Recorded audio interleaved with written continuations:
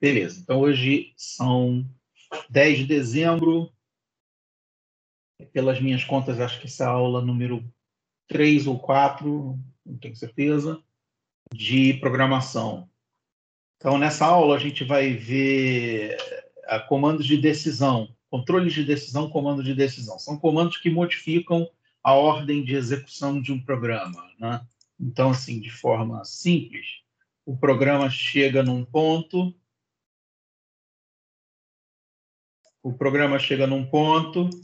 e aí você vai decidir nesse ponto se você segue um subprograma para esse lado ou se você segue um subprograma para esse lado, baseado numa decisão aqui, né? Então, aqui tem uma decisão, por exemplo, se uma variável, digamos, A, for maior que 1. E aí, se ela for maior que 1, você segue sim, e se ela não for, você segue não. Então, existem duas possibilidades, sim e não. Pode ser também que seja assim, ó, seja assim. Aí aqui tem o if, aí aqui tem um subprograma e volta para cá. Tá? Então, você tem aqui a decisão if, se sim, se não, ele simplesmente segue o programa.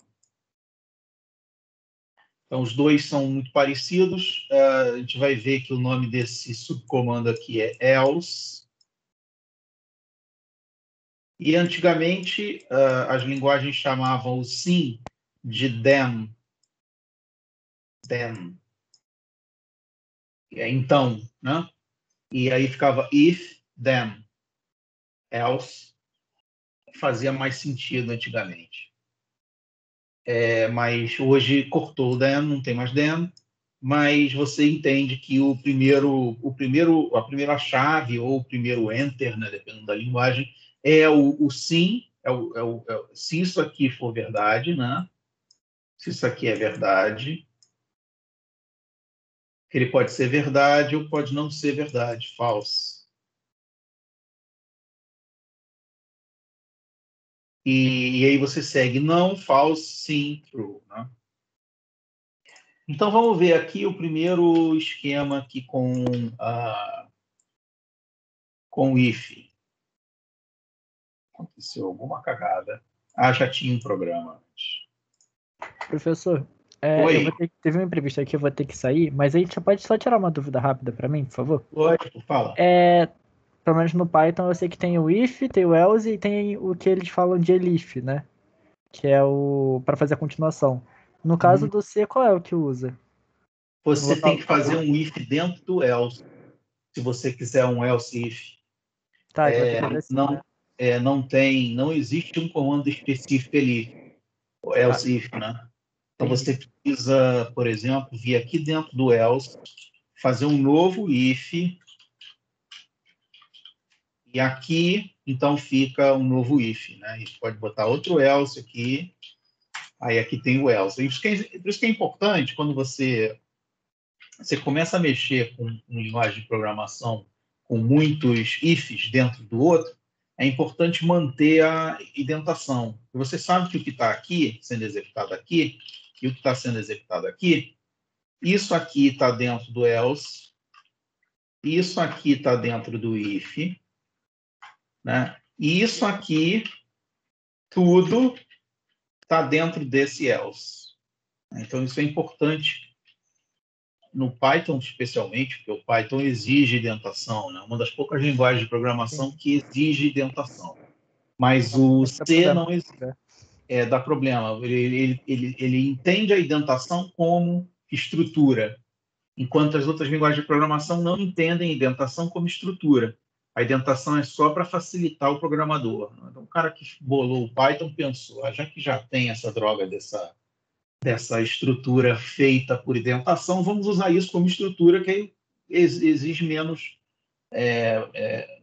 tempo para fazer o programa, né? Você precisa digitar menos coisas. Isso é uma boa ideia. Difícil de se acostumar no início, mas é uma boa ideia. Sim, entendi. Obrigado, professor. Nada. como entra no site onde estão as práticas? O site onde estão as práticas é a apostila. Obrigado, Vitor. É apostilas.tecnologia.ws. Bom, legal. Então, o que esse programa aqui faz? Todo mundo consegue ver, né? Deixa eu aqui aumentar o site de apostila para ficar maior. Eu estou declarando aqui um número float. Estou perguntando para a pessoa qual é o número. E a pessoa, no caso, é a gente mesmo, né? Estou procurando, pegando esse número do teclado com formatação float e jogando dentro de número. Então, o número, o nome, a variável número, vai conter um float que vai ser recebido via teclado. Então, você pode escrever, quando você executar aqui, você pode escrever 1.2, né? E tem uma diferença, tem um if. Se você escrever 0, ele vai escrever que o número não pode ser 0. Não tem nenhuma razão aqui por que o número não pode ser 0. É só um programa didático, né? E se o número não for 0, ele vai escrever o número na tela. Então, o número só não pode ser 0. Então, se a gente compilar aqui o programa e executar, a gente vai ter noção de como funciona. Então, você pode escrever 10, aí ele vai dizer número 10, certo? Se você escrever um número com ponto, ele aceita. Aí, olha só a cagada. Se você escrever com vírgula, ele não aceita. Existem linguagens em que você pode configurar a separação decimal para ponto ou vírgula, né? Mas aqui não tem como, pelo menos não dessa forma. E você tem que usar ponto como se fosse em inglês, né? -1 aceita, mas se você escrever 0, ele diz que o número não pode ser 0, e essa cagada aqui acontece quando você usa acentuação no terminal. O terminal não gosta muito de acentuação, e isso é uma coisa que tem que se lidar mesmo, né? O terminal não foi feito para isso. Se o teu objetivo era botar acentuação, então não pode usar terminal, seria melhor usar formulários ou qualquer outra coisa assim. Mas o problema de usar formulário, ou seja, ia aparecer como um formulário aqui como se fosse o Chrome, né? O problema de usar forms é que é bem mais complexo para aprender, para iniciar, e o objetivo dessa aula é iniciar o básico de C para que você progrida mais para frente, não só em C, como em qualquer outra linguagem. Nesse Professor, exemplo... antes de você botar outro comando, eu posso te perguntar uma parada sobre o antigo ali? Tipo, só uma curiosidade mesmo. Tá me escutando? Fala. Tipo assim, o if ali, if número 0, ele tá fora. Alô? Não estou mais te escutando. Oi, Eu professor, tá me caí? escutando? Não, oi. Por que aquele if número 0 tá fora da chave? Isso não é um problema? Fora da chave. Qual deles? Tipo, ó, tem a primeira chave lá que você abriu, no main lá, né? Aí, Verdade. aquele if número 0, ele tá fora? Não tô entendendo, porque, tipo, depois daquele if você abre uma chave nova. Por que você abre aquela chave nova ali? Eu estou abrindo a chave do if. Eu estou abrindo uma chave nova porque o comando é assim, né? O comando if, ele é if, aí statement, né? Que é a pergunta que você fez.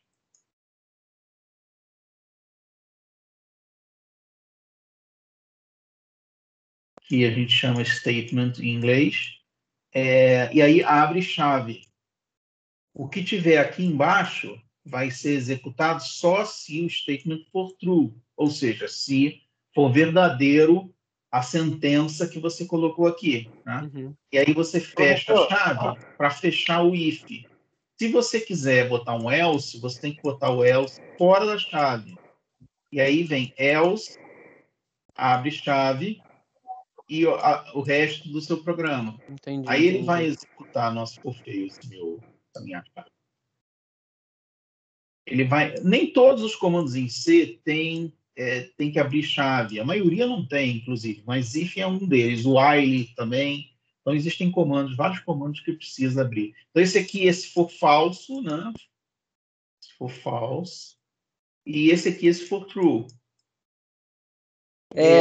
E também não tem statement no else porque ele só é se for falso lá no if, né? Então não precisa botar Isso. statement. Não precisa. Não precisa porque ele já é o false desse statement, né? Ele já é o falso disso aqui. Existe uma variação que é o seguinte: se você só tiver uma linha depois do if, então if, por exemplo, a igual a 1. Se você só tiver uma linha de true, você pode não colocar a chave. Você pode simplesmente escrever essa linha e ponto e vírgula. Pode, inclusive, ficar aqui também. Eu não costumo usar isso, não, porque eu acho que, inevitavelmente, mais para frente, você vai botar uma segunda linha. Então, eu prefiro já colocar a chave, né? Mas se você sabe que você nunca vai botar uma segunda linha, você pode poupar duas chaves e colocar sem chave, né? Vamos lá, vamos para o segundo programa. Alguém ia perguntar alguma coisa? Não?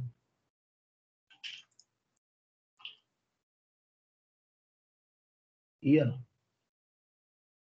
Bom, no segundo programa, eu faço, se o número for menor ou igual a 0, ele faz uma coisa, e se não, ele faz outra. Ou seja, ele vai fazer esse senão aqui, se isso aqui for falso.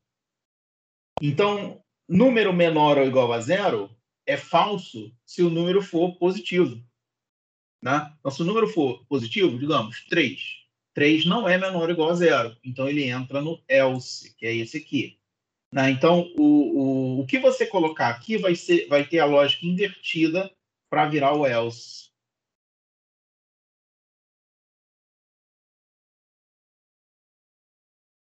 Está picotando para vocês?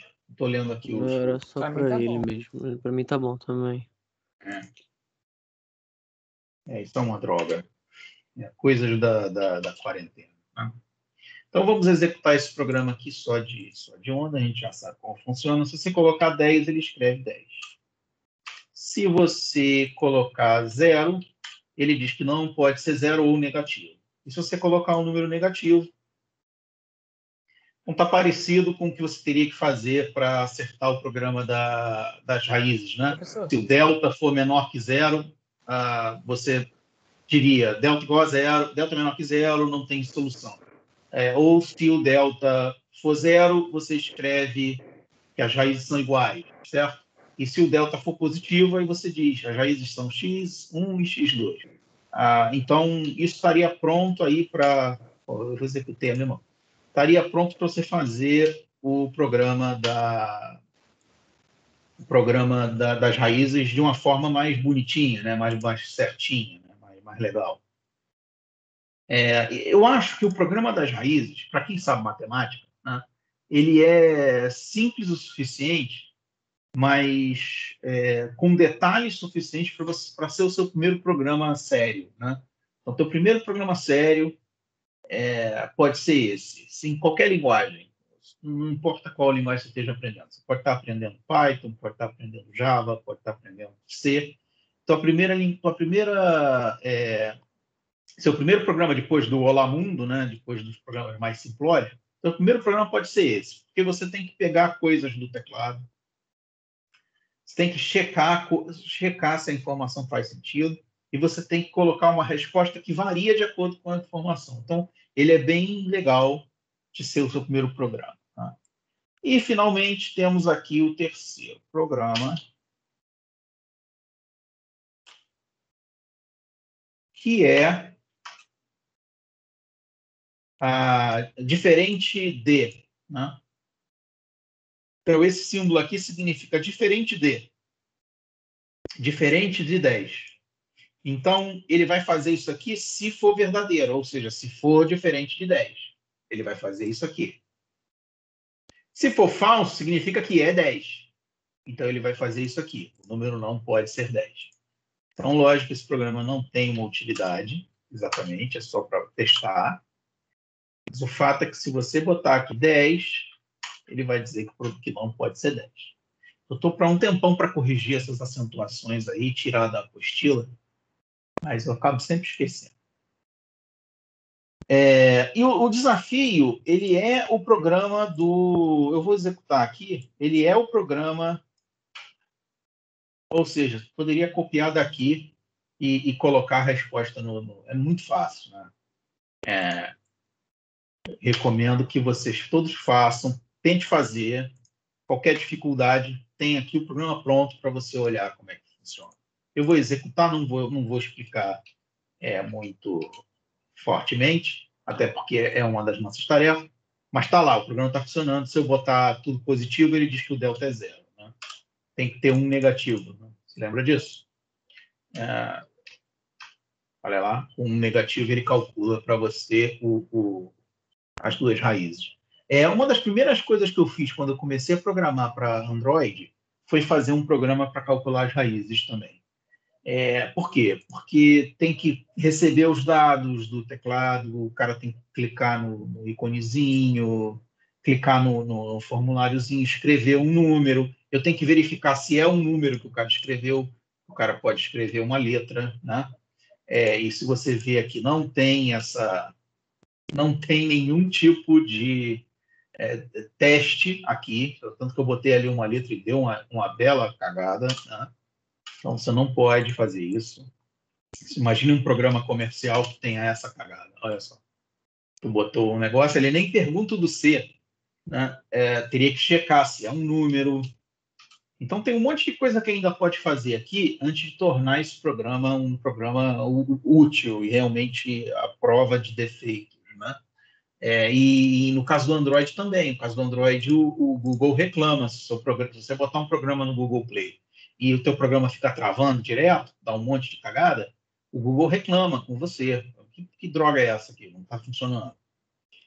O Google reclama. A Apple te detona. Tu vai lá acessar, tu nem tem mais conta. O cara te mata.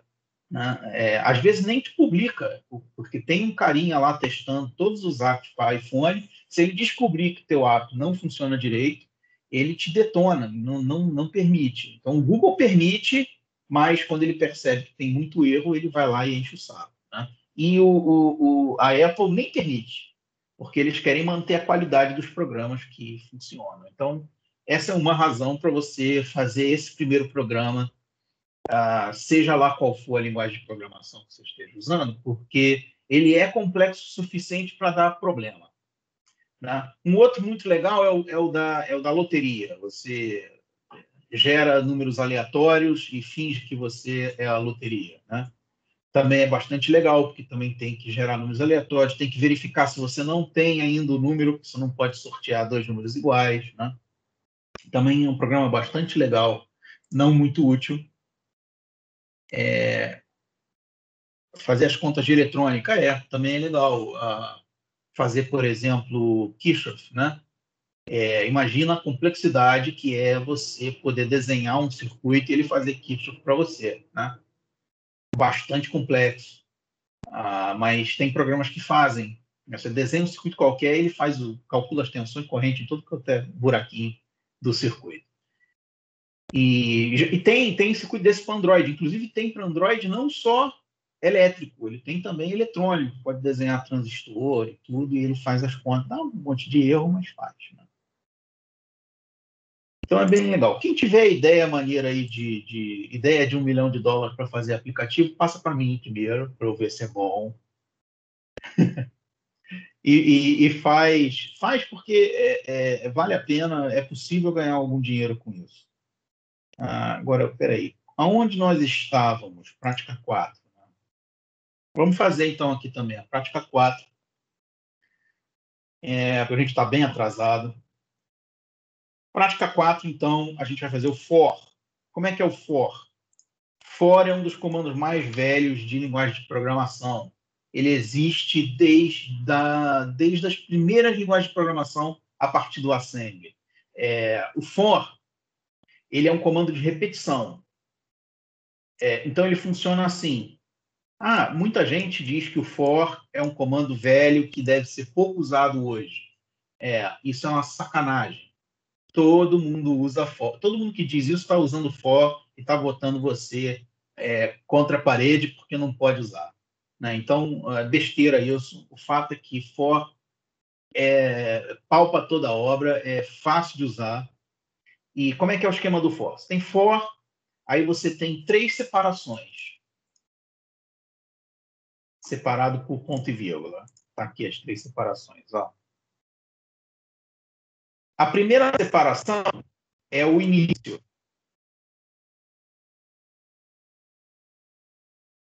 O segundo deles é o critério de parada.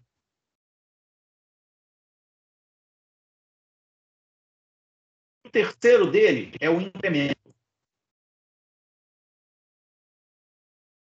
Então, ele é super poderoso porque ele te permite executar um determinado conjunto de comandos N vezes de acordo...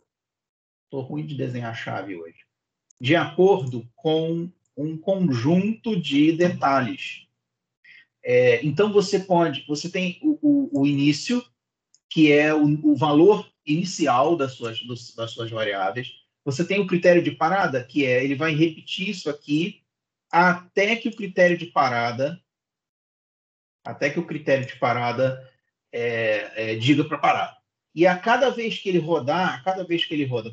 executar tudo, ele vai fazer o incremento. Então, o nome que se dá quando você repete uma sequência de comandos N vezes, o nome que se dá a isso é loop. Então, a gente diz que o for é um comando de loop, porque ele vai loopar, ou seja, ele vai repetir em loop, né, tudo que tiver aqui. Logo no nosso primeiro programa, a gente tem um loop tradicional. O loop tradicional é o seguinte. Antes do início do loop, eu declaro a variável int loop.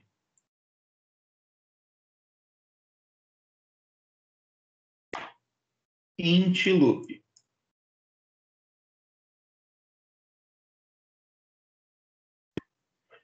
Aí, aqui no início, eu coloco o valor inicial de loop, o valor inicial da variável loop.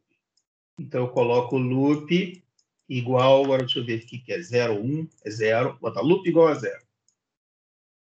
O critério de parada, eu coloco loop menor que 10. Geralmente se usa o critério de parada menor que, mas é possível usar maior que também, como menor que 10. E o incremento, eu escrevo um comando em C que significa que você vai somar 1 no loop. Ou seja, loop mais. O que ele vai fazer, então? Ele vai repetir isso aqui para loop igual a 0 e vai checar o critério de parada. O loop é 0, certo? Ele é menor que 10. Então, ele continua. Aí, ele vem e executa o incremento. Loop mais, em C, significa somar mais 1 no loop. Então, ele vai executar isso aqui tudo, vai executar isso aqui tudo para loop igual a 0. Aí, ele vai executar para loop igual a 1, loop igual a 2, loop igual a 3, loop igual a 4, 5, 6, 7, 8, 9, 10 ele não vai, porque o 10 é critério de parada. Quando ele for 10, 10 não é menor que 10. Então, parou. Né? Alguns livros chamam isso aqui de critério de continuação, faz mais sentido, porque ele continua, né, ao invés de parar. Mas também critério de parada também está certo. Então, aqui nesse programa, cadê o programa? Tá aqui. Nesse programa, aqui, é um programa simples com loop. O que ele faz? Ele vai escrever cefet, certo? E ele vai executar o que está aqui dentro 10 vezes. você pode usar a variável de loop dentro do loop. Então, o loop vai ser 0, vai ser 1, vai ser 2, vai ser 3, vai ser 4. Você pode usar o valor dessa variável dentro do loop ou você pode não usar.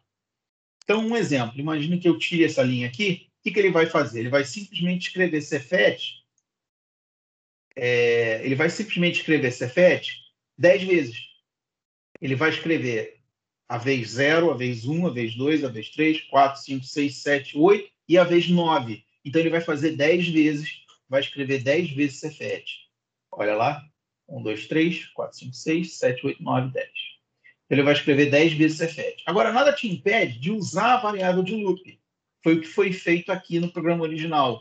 Ele vai escrever Cefet e vai escrever a variável de loop como decimal. Então, ele vai escrever Cefet 1, Cefet 2, aliás, desculpa, Cefet 0, Cefet 1, Cefet 2, e assim por diante até Cefet 9. Olha lá. Você vê que como eu não coloquei para pular linha, ele não pula linha. Poderia fazer diferente aqui. Eu poderia fazer assim. Ó, olha só que legal. Fala. Por que tem que ser loop mais mais? Oi? Por que tem que ser loop mais mais? Não pode ser só loop sozinho. Não, o loop sozinho não pode, porque ele tem que executar isso aqui. Isso aqui é uma execução. Loop mais mais significa que eu vou somar mais um no loop. Entendeu? Isso eu ensinei, eu acho, na primeira prática. Eu posso voltar aqui para você. Olha só, imagine int loop igual a 0, certo?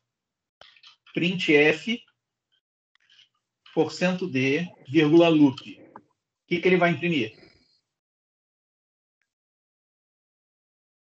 Tá me perguntando? Isso. Vai imprimir 0, né? Lá. Ó, eu mandei. Tá nem aparecendo pra mim, tá travado para mim ainda. Não entendi, tá travado aqui. Agora tá travado para mim, tô escutando só a sua voz direito. Alô, tá me escutando? Eu tô escutando, só que a tua tela tá travada para mim. Ela mexe pouco, assim, do nada ela mexe. Só para mim que tá, pros outros não tá não. Aí me deve ser a internet. Entendi. E aí, agora você conseguiu ver? Agora apareceu, só que se eu escrever aí de novo, o jeito vai aparecer. Vai, escreve. Então, olha só, se você colocar... Eu botei int loop igual a 0. Aí mandei imprimir a variável loop. Então, a variável loop é 0. Então, ele vai imprimir 0. Se eu mandar executar, ele imprime 0. Viu? Sim. Se eu botar do lado... Se botar um... ele vai imprimir 1. Mas não é isso que eu vou fazer, não. O que eu vou fazer é dar loop mais mais. O que ele faz quando você dá loop mais mais? Ele soma 1 no loop. Como o loop é 0, se ele somar 1, vai ser 1 agora. Olha lá, ele vai imprimir 1. Se você der 2 loop mais mais, ele vai imprimir 2. Peraí, calma. Ah, tá. Substitui um número, no caso, né? Ele substitui o número, ele soma mais 1 no número. Você também podia escrever assim, ó, loop igual a loop mais 1. Dá na mesma. Só que fica maior, né? Olha lá, loop igual a loop mais 1. Ele soma 2. Inclusive, é por isso que é por causa desse comando mais que o C tem esse nome, C++. Porque a primeira versão de C não tinha todas as funções que tem hoje, né? Não tinha todas as variáveis que tem hoje. Então, em vez de escrever C2, ou, sei lá, fazer uma nova língua chamada D, né? Que inclusive existe, eles preferiram chamar de C++, ou seja, C mais 1. Né?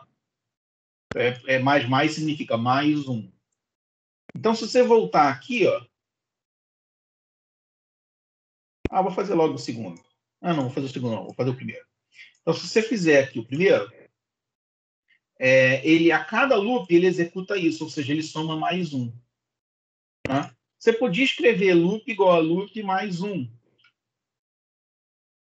que é o que você faz em linguagem de programação que não tem mais. Então, existem linguagens de programação que não tem mais. Você não pode usar mais. E é incomum, né? Mas... Ou você podia ir de 2 em 2 também. Ó.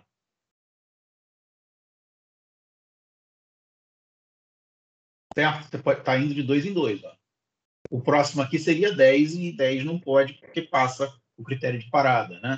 Então, você vê que isso aqui é bastante poderoso em termos de programação. Você pode repetir alguma coisa, você pode calcular coisas, né? Ao longo do tempo. Então, você pode fazer uma lista de alunos para gerar o número do aluno. Então, tem um monte de opções aqui malucas que você pode usar for. Esse segundo for aqui é um for decrescente. O que faz? Você começa do máximo que você quer, coloca o critério de parada na direção oposta, maior que 1, e aqui, ao invés de loop mais, você escreve loop menos. O que ele vai fazer, então, aqui? Ele vai fazer 10, 9, 8, 7, 6, 5. Né? E aí você faz o decrescente. Ó. Você vê que ele não fez o 0, porque 0 não é maior que 0, e o critério de parada diz que o loop tem que ser maior que 0. Então, você vê aqui que você tem um monte de opções para fazer for. Inclusive, o Python vai além disso e faz for com texto, faz for com caracteres, faz for com arquivo, né? E com um monte de outras coisas maneiras. Então, é bastante legal o comando for do Python em termos de poder, né? É mais poderoso do que o for do C. Vamos para o for nested, o for duplo. A ideia do for duplo é colocar um for dentro do outro. E isso é muito legal porque te permite colocar, te permite fazer um grid XY. Né? Quando você tem um for dentro do outro, ele vai repetir isso aqui, ele vai repetir isso aqui, e vai, quando terminar isso aqui, ele vai repetir tudo de novo. Então você tem um for dentro do outro. Né? Quando você tem um for dentro do outro, dentro do for de dentro, que está dentro do for de dentro, vai ser executado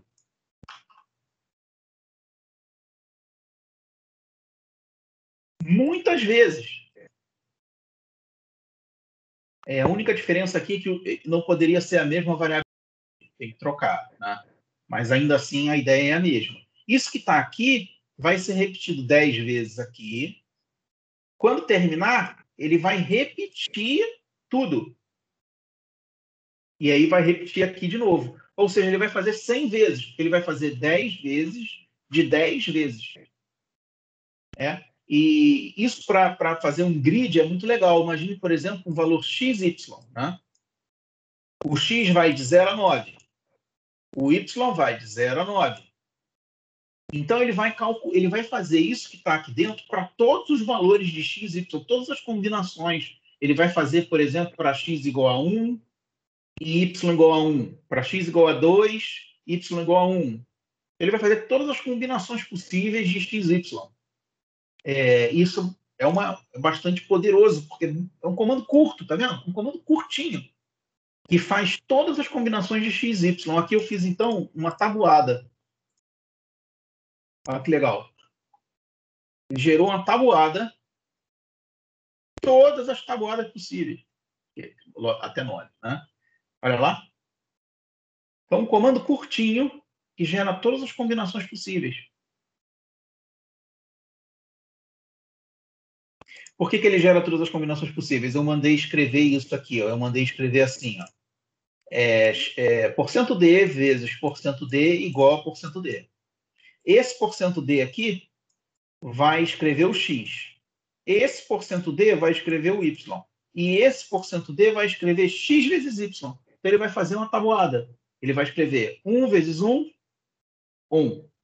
1 vezes 2, 2. E ele vai fazer isso para todas as possíveis variações de x, y.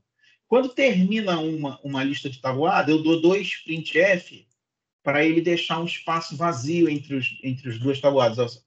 dois espaços vazios entre as tabuadas, tá vendo? O que acontece se eu botar um valor alto aqui?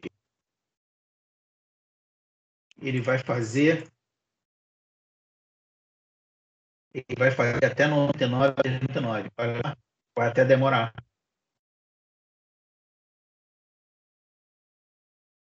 Se eu botar 1000 aqui, a gente vai ficar até o fim da aula, ou e além, para terminar, porque ele faz 100 vezes 100, já demorou um tempo, né? 1000 vezes 1000 vai demorar muito tempo. Agora tem que lembrar o seguinte, a demora aqui não é para calcular, tá? O computador não é tão ruim assim. A demora aqui é para escrever na tela. Se você não escrevesse na tela, ó, ele ia fazer isso aqui num instante.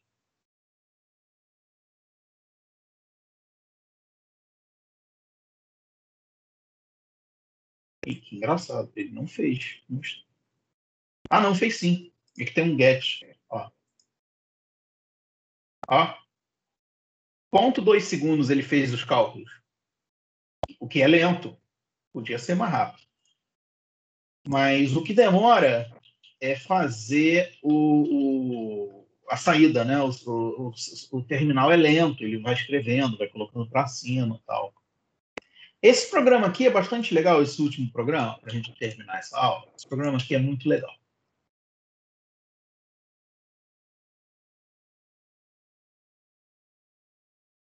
Assim como esse programa aqui de baixo também é muito legal.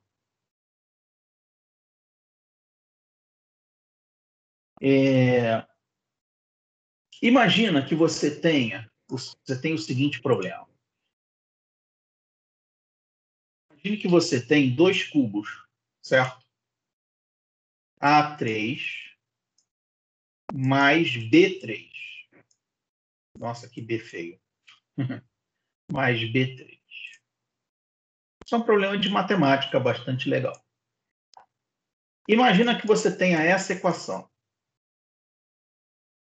Agora imagina que A e B são inteiros, certo? Qual o valor de A e de B mais se aproxima da equação ser verdadeira? Ou será que existe um valor de A e um valor de B que bate certinho, dá 100? Né? Qual o valor de A e qual o valor de B mais se aproxima de 100? Você pode ficar testando em casa, tentar usar algum método maluco matemático, ou você pode usar esse programa aqui. Esse programa, o que ele faz é uma bruta. Ele faz a força bruta e ele testa todos os valores possíveis de A e B, de 0 a 100, porque, lógico, se for maior que 100, não faz sentido, né? Aliás, não precisava nem ir de 0 a 100, porque você sabe que se for 100 aqui, não vai dar 100 de forma nenhuma, né? 100 ao cubo vai dar muito mais. O que esse programa faz? Esse programa, ele testa todos os valores de A e de B, de 0 a 100, e vai te dar o melhor valor possível. Ou seja, o valor de A e o valor de B, que é a melhor combinação. Então, o que eu fiz aqui são dois for um dentro do outro, de forma que o que está aqui dentro vai ser executado para todos os valores de x e de y de 0 a 100. Não sei se vocês entenderam isso perfeitamente. Ele vai fazer 0, 0, 0, 1, 0, 2, 0, 3, 0, 4, 0, 5, 0, 6, 0, 7, até 0, 100. Depois ele vai fazer 1, 0, 1, 2, 1, 3, 1, 4.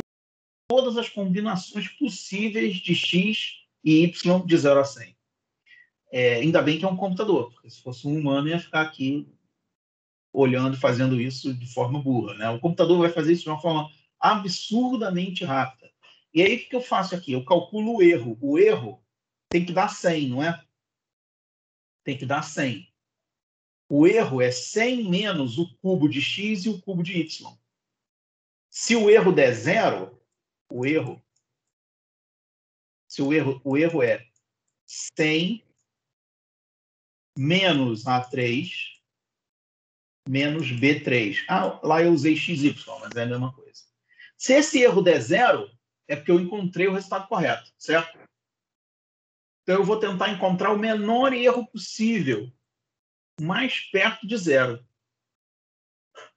Então é isso que o programa faz. Ó. Ele calcula o erro. E essa linha aqui essa linha aqui, calcula o módulo. Se o erro for menor que 0, o erro for, por exemplo, menos 100, significa que está errado, né? Menos 100 significa que está errado. Então, ele bota esse erro aqui positivo. Se o erro for menos 100, se o erro for menor que 0, o erro é igual ao erro vezes menos 1, ou seja, se for menos 100, vai para 100. Tá? E aqui, nesse if, se o erro for menor que o erro mínimo, ele escreve quais são os melhores valores que ele encontrou até o momento, qual o erro, e ele coloca o erro mínimo, o atual erro. Né? Então, esse erro mínimo, eu iniciei com 100. E você vai ver que a cada loop, ele vai começar a encontrar valores de A e de B, de X e de Y, no caso, que são melhores, né, do que do que 00, né, que é o inicial. Então, eu vou executar isso aqui. Não executei. Vou executar. Está lá. Está pronto. O melhor valor é x igual a 3, y igual a 4. Ele ainda está testando os outros. Mas ele já... não está não. Já testou todos. O melhor valor é x igual a 3, y igual a 4. Então, tu pode fazer em casa aí até queimar a mufa. O melhor é esse aqui.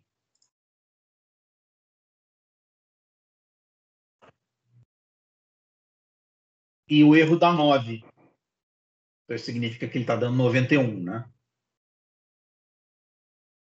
Isso aqui é o início de um programa chamado Programa Força Bruta, que ao invés de resolver equação, o computador é tão rápido que ao invés de você se preocupar em resolver a equação matematicamente, você pode ficar chutando valores até encontrar qual valor é o correto.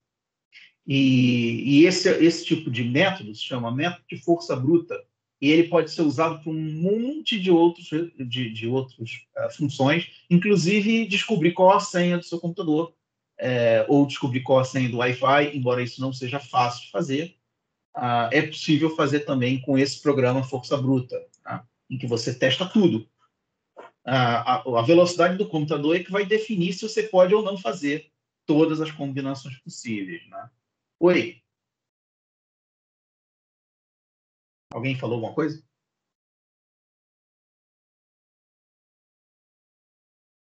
Para terminar, esse programa que é o desafio é a mesma coisa que a soma dos cubos, mas o meu objetivo é encontrar a razão XY que mais se aproxima de π. E isso foi feito pelos egípcios. Então, a gente está aqui ultrapassando os egípcios, finalmente. Os egípcios, eles queriam saber qual o valor de π. Professor, qual o valor de π? Oi? Essa condição não está errada, não? Porque 3 elevado ao cubo mais 4 elevado ao cubo não dá 100, não. Não, não dá. É o mais próximo possível. Não tem nenhum valor que dê. Não tem nenhum valor que dê. 3 elevado ao cubo, 27. 4 elevado ao cubo, 64. Mais 27, 91.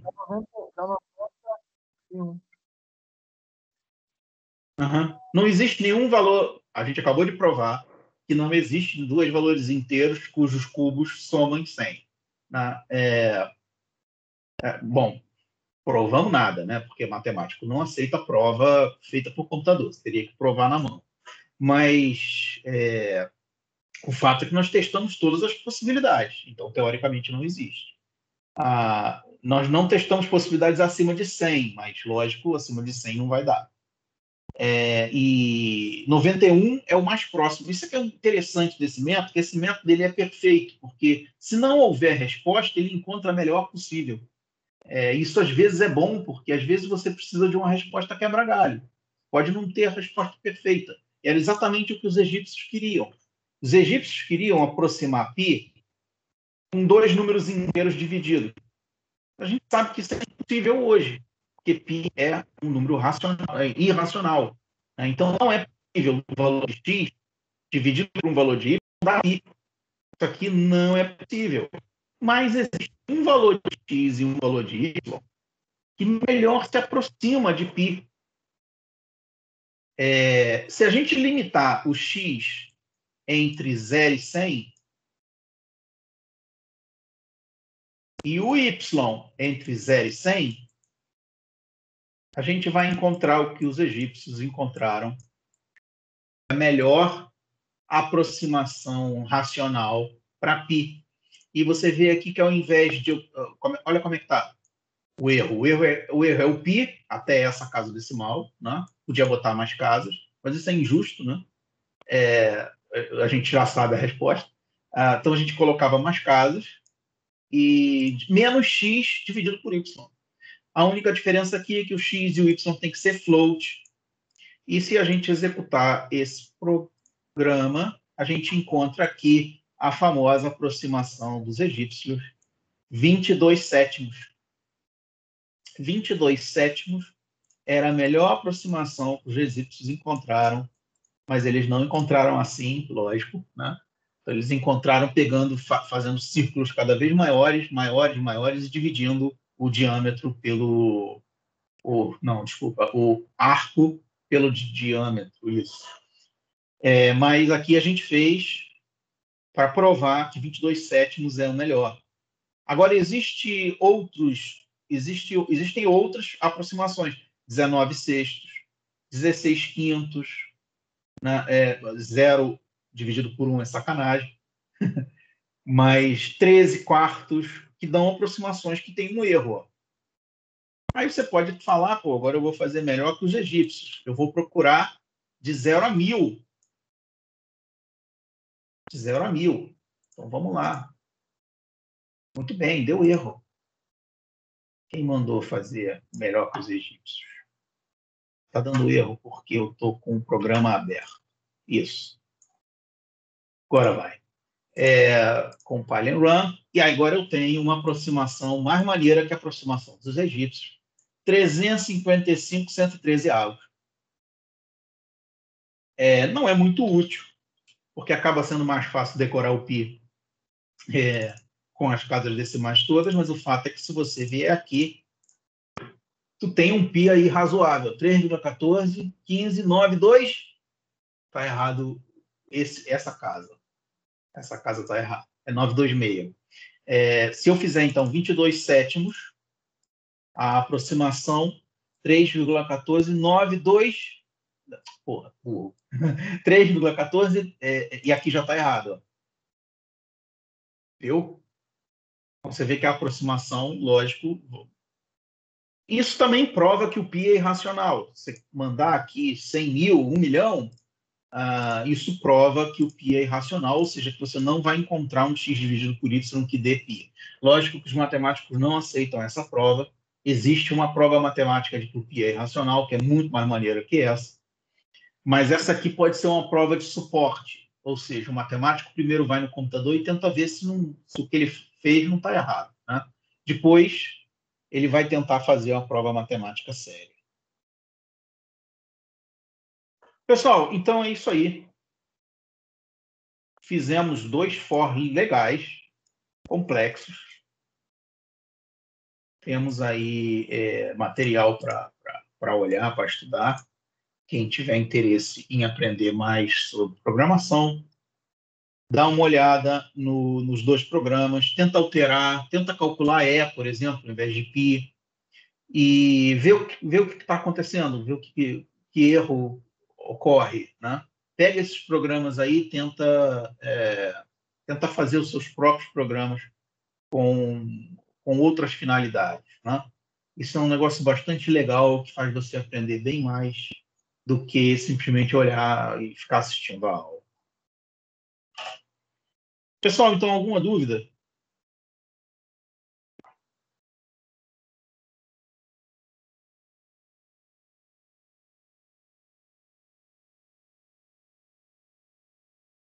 Estão vivos aí? Professor, pode me explicar rapidinho de novo o que seria o mais?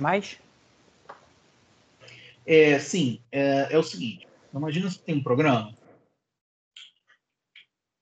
em que você pega uma variável, jogue, por exemplo, valor 10, certo? Aí vamos dizer que você imprima esse valor na tela.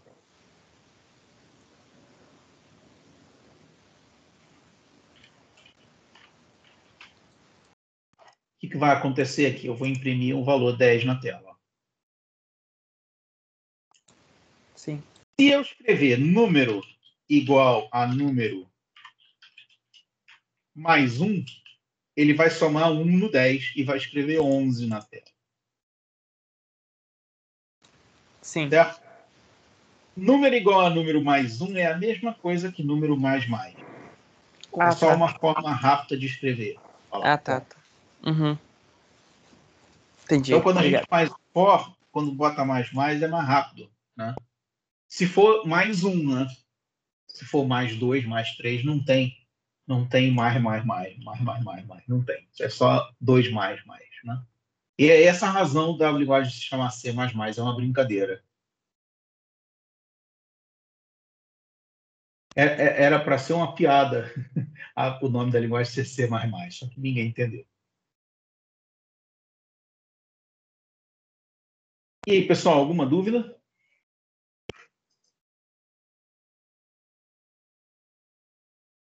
Não, só tinha essa mesmo.